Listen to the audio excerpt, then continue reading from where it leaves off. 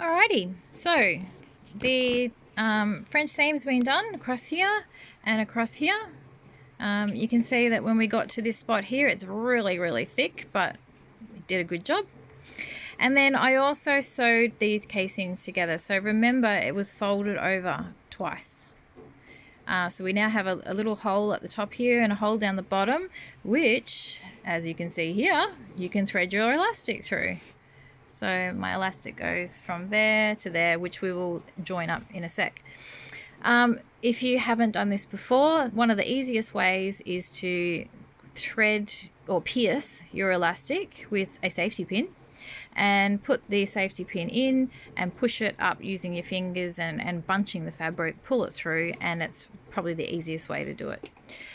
Just a little tip, I always thread the elastic from the top through to the bottom, because even though I'm quite careful with my threads, if there happened to be a stray thread anywhere, I'm going to be pulling it into here, and then if anything came out the bottom, it's not such a big deal for me just to trim that off. If I did it the other way, it may pull threads through up here, which again I can just trim, but you'll still see them.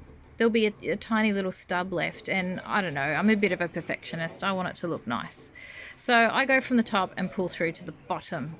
So I'm going to put that second one in. For a woman, it is 8 inches long, this piece of elastic.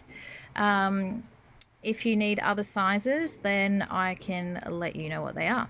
So what we're going to do, we're going to thread through that other elastic, and then we're going to join these two. So cross them one over the other like so. And we're going to use a zigzag stitch to hold that. The zigzag we need to change obviously on our machine, so we would change over to zigzag.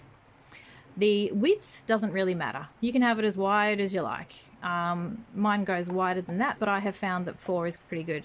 However, the length needs to be 0, because we don't want the machine to pull it through that way. We don't want it to pull it through. We want it to stay in the one spot and just zigzag over and over and over and over and over, and over like this. Otherwise, it's going to, keep doing this, and we don't want that. So make sure that your length is 0 and your width can be whatever you want it to be. Alrighty. Okay, so I'm going to thread this through. I'm going to zigzag both. I'm going to tuck one in, and then I'll show you the other one before I tuck it in. And we're almost done.